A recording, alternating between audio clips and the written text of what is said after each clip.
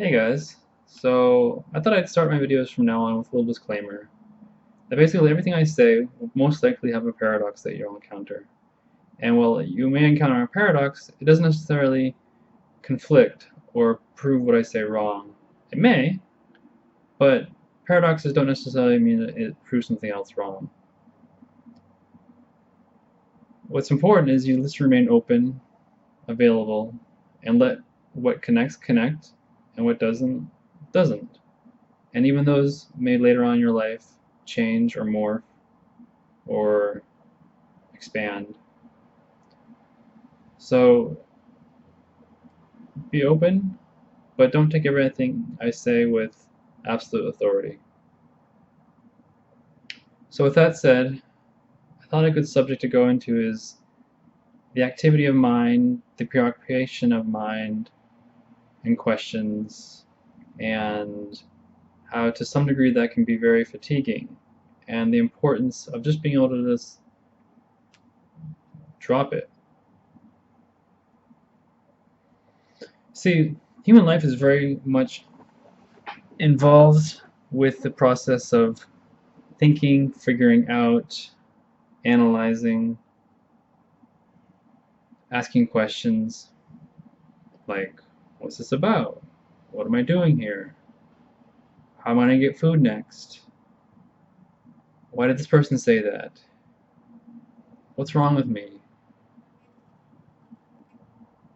Why do I feel this way? How does this work? What's this process about?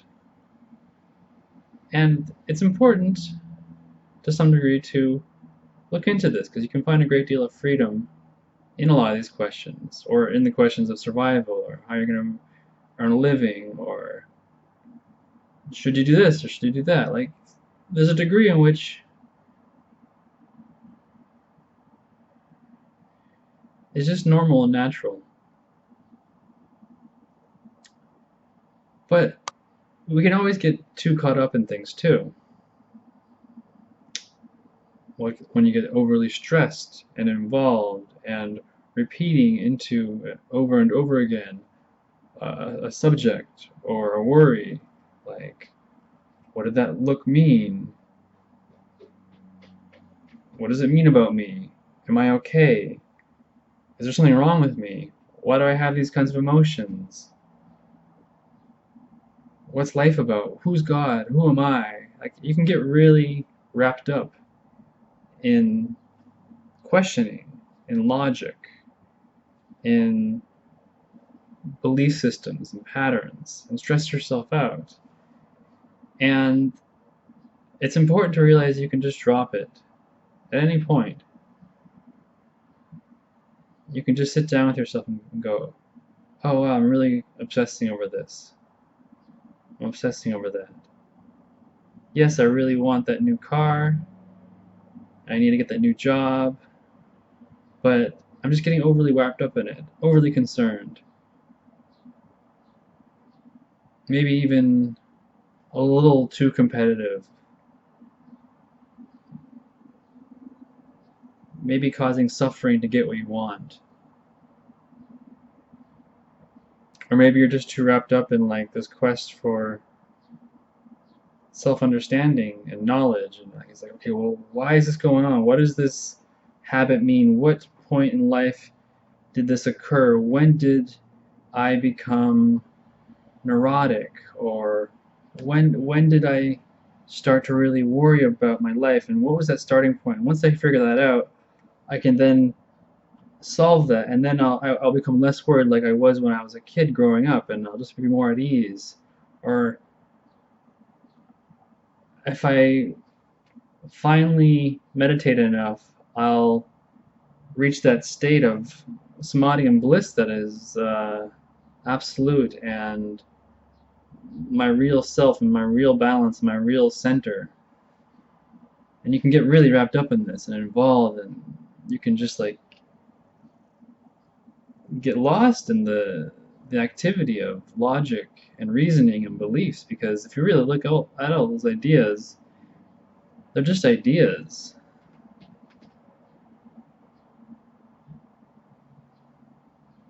They're not actually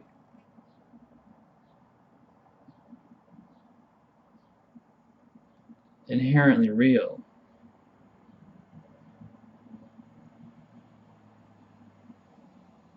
So it's really good to understand this, because it's really easy to get lost in the activity of questions.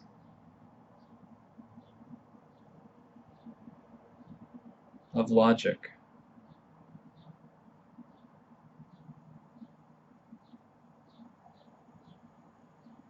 Of figuring out something that's really important that you have to do. That it's so important. I gotta do this.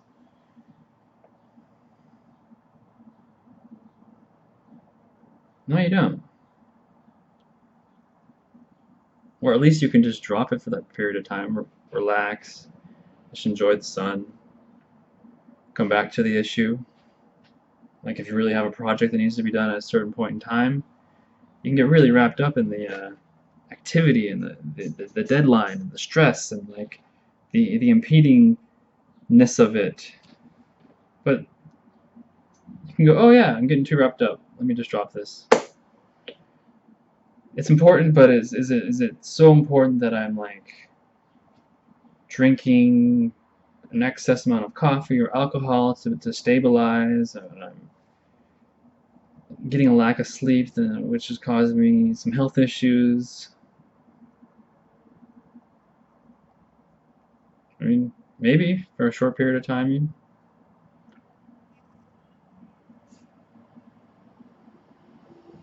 I'm really pointing to a simplicity.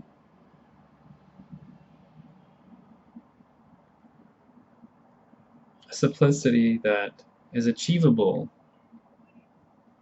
perhaps not permanently, but maybe permanently. But not even to get wrapped up in that question is, oh, can I achieve permanent peace? Can I achieve happiness permanently? Like, even that is a mental, logical, stress story involvement that you can go down the road of, or you may find yourself in currently.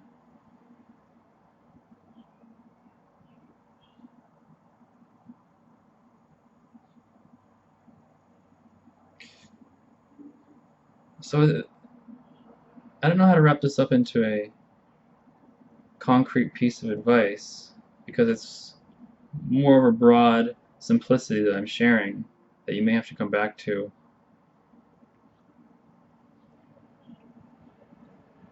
If you've connected with it. If you haven't, then probably it's better to go find something else that may help you or interest you. But if it does connect with you, whatever this conversation brought up, then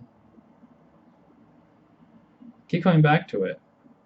It's probably an important life lesson for a period of time that maybe you'll forget, like a lot of life lessons we do. But then maybe a few months down the road, when you're really stressed or wrapped up in the importance of such and such, you go, oh yeah, it's just a such and such. A logical question of importance that feels so real and sudden and immediate that, oh, I'm involved in heavily, stressing out over. Oh yeah, I don't have to do this. Huh. There's a mysterious calmness and simplicity that's just descended. Wow. Let it be there. Don't try to solve it.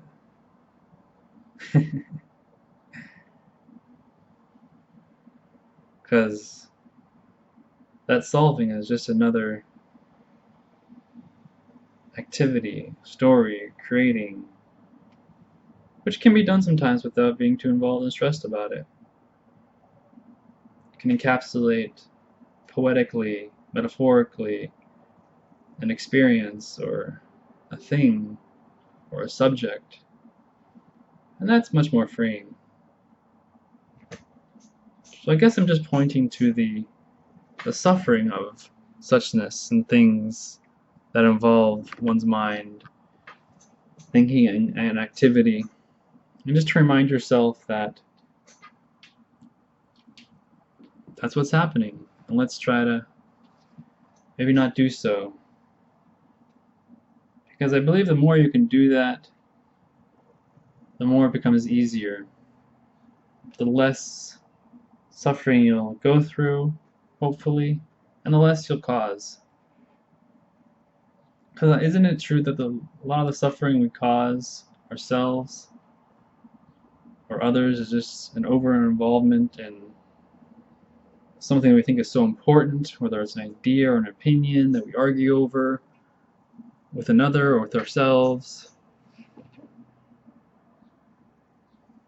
I'm sure there's more to that than that, but that's a big one. And I hope whatever I'm saying now can help you see that. My cat wants to keep jumping in front of the camera. Anyways, I think that's a good place to wrap it up. Hope you enjoyed something of this. And like I said, if it rings true somewhere, that it's probably a good, important lesson to let sink in. All right? Take care.